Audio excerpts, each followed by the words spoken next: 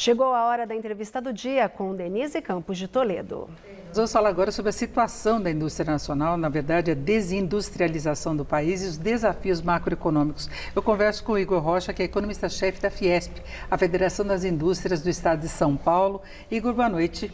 Boa noite, Denise. É um prazer estar aqui com vocês hoje. Bom, nós temos alguns dados mais recentes, inclusive um levantamento divulgado pela Fiesp, que após 2 meses negativos, houve aumento da produção industrial de horas trabalhadas. Agora, a gente tem visto uma oscilação muito grande dessa recuperação desde o começo da pandemia. Então, quando eu acho que vai engatar, tem um tombo novamente. E, na verdade, a indústria vem com dificuldade de se recuperar de crises anteriores. Não é? Então, teve a crise do governo Dilma, ela teve uma pequena recuperação, levou tombo de novo. Teve a crise dos caminhoneiros, levou novo tombo. E no histórico que a gente vê aí de um prazo mais longo, há décadas, a indústria perdendo espaço no PIB, tendo uma representatividade menor e na pauta exportadora do Brasil. Eu queria saber, Igor, quais são os fatores que colaboraram mais para essa situação, que prejudicaram mais a indústria brasileira, porque várias vezes a gente viu falar de ser plataforma, por exemplo, da indústria automobilística, o país, de um crescimento muito grande que não se confirmou, não é? Sim, com certeza, Denise. Os fatores são diversos, né? Às vezes nós, economistas, tentamos procurar uma razão específica para justificar. E, na verdade, elas são diversas que, conjugadas, geram um resultado que a gente tem acompanhado por décadas, né? Diria que pelo menos as últimas 3 décadas. Veja, nos anos 90 a gente teve a estabilização monetária, que foi muito positiva para o país e, obviamente, tinha que ser feita. Mas teve um custo, né? Um custo foi, por exemplo, a questão do câmbio e também a questão dos juros, que tiveram um patamar muito alto. E isso, né, para as décadas subsequentes, embora houve momentos de oscilação, de melhora do câmbio, a sua volatilidade ficou muito forte. E a taxa de juros do Brasil, sempre quando a gente compara com outros países do mundo, seja nominal, seja real, a gente sempre está no top 5 pelo menos, né? Eu diria que a gente oscila entre o top 1, top 2 e top 3. Teve aquela exceção dos 2% que acabou acarretando mais inflação depois, né? Exatamente. Então, quando olhamos para esses fatores e outros, por exemplo, a nossa questão tributária, que acaba sendo extremamente disfuncional ao setor industrial, e também as tarifas de importação, né? Os países operam de que forma, né? Você tem uma estrutura tributária onde você incentiva, você dá o estímulo à agregação de valor. No Brasil, você desestimula a agregação de valor, porque quanto mais você agrega, mais imposto você paga do ponto de vista proporcional. A indústria é muito onerada vis-à-vis dos outros setores. E a questão das tarifas de importação também impactam de forma muito negativa o setor industrial. Por quê? A gente deveria ter menores tarifas, né, para a importação dos insumos, fabricar aqui e, obviamente, utilizar o país como uma importante plataforma de exportação de bens industrializados. Na verdade, é muito mais barato você importar uma máquina do que você importar um insumo e fabricar. O que os países fazem é o que a gente chama de escalada tarifária, exatamente dar o estímulo a utilizar insumos que você não tem no país para, obviamente, importá-los, né, muitas vezes insumos de melhor qualidade, com menor preço, etc., e estimular a produção nacional, né? Nós não temos isso aqui. Ou então mesmo de multinacionais que aqui estão. Então, juros, câmbio, tributação e a questão das tarifas de importação acabam sendo disfuncionais à estrutura da indústria de transformação no país. Na verdade, a indústria foi o único setor que apoiou, por exemplo, a PEC 110, né, que propõe aí uma redefinição da carga tributária pelos vários setores. Comércio e serviços não gostaram dessa história porque poderiam pagar mais impostos, não é? Mas a indústria precisa de uma revisão, não é, do quanto que ela paga de carga tributária, porque isso acaba acarretando dificuldades de contratação, dificuldades, por exemplo, que você falou em relação aos componentes, mas, na verdade, dificuldades de investimento, de expansão da atividade, né? Sem sombra de dúvida, precisa ser feita uma reforma tributária ampla e isonômica, né? Se todo mundo pagar igual, todo mundo paga menos. Agora, o que você não pode é acabar onerando excessivamente um setor que acaba sendo o responsável pela maior arrecadação.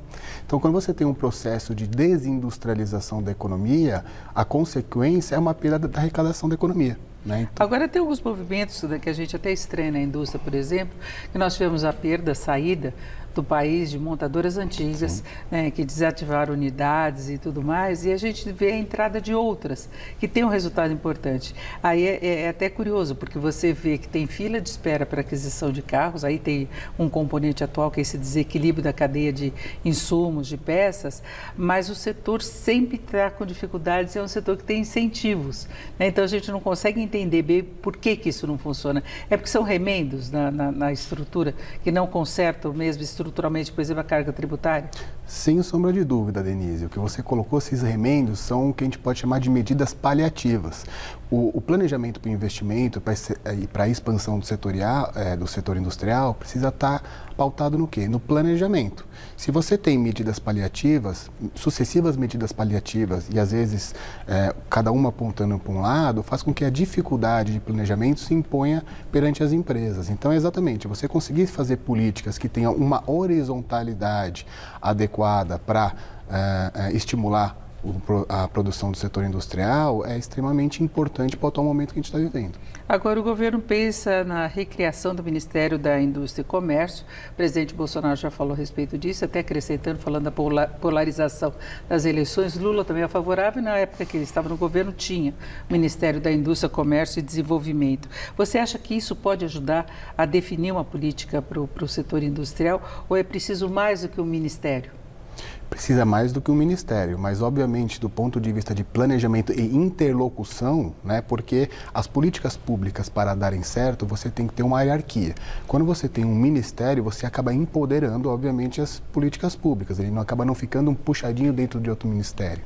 Então isso, sem sombra de dúvida, é uma sinalização importante, seja qual for o governo do ano que vem, né? Mas é importante, obviamente, essa criação dos ministérios estarem apoiadas em políticas públicas adequadas, isonômicas, né, que sigam ali as recomendações das políticas internacionais, que é o que o mundo está fazendo nesse atual momento.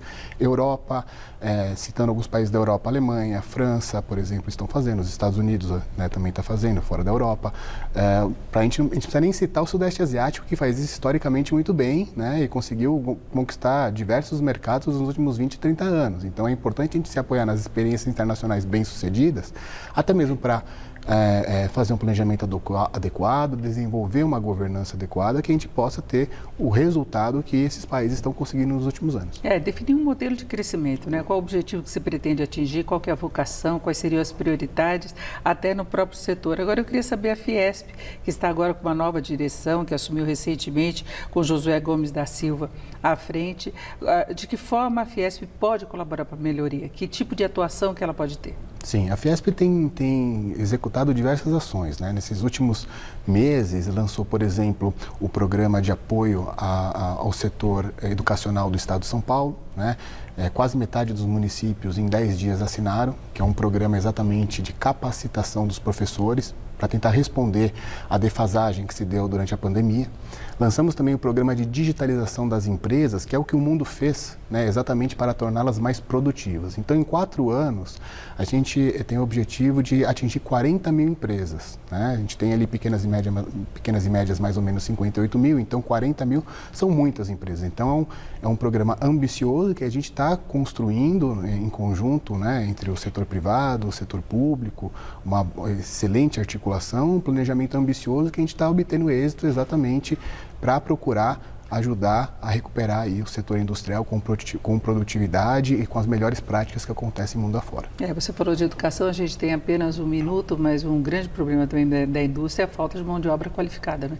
Sem sombra de dúvida, a falta de mão de obra é um grande problema do setor industrial, né? Até porque a reflexão que tem que ser posta é o seguinte: a gente precisa ganhar do ponto de vista produtivo, setores de média e alta tecnologia, e a pauta de exportações também, ganhar mercados para produtos de média e alta tecnologia, para você ter espraiamentos tecnológicos, gerar empregos de melhor qualidade, obviamente também isso ir para os canais da renda e a geração do emprego, mas para isso você também precisa pensar pelo lado da oferta, que é a mão de obra, né? A produtividade tem o lado ali do capital-trabalho, então a gente tem que pensar do lado do capital, mas você tem que pensar do lado do trabalho. Do lado do trabalho, a capacitação é muito importante, a educação tem um papel fundamental, junto com outras tantas variáveis que a gente tratou aqui.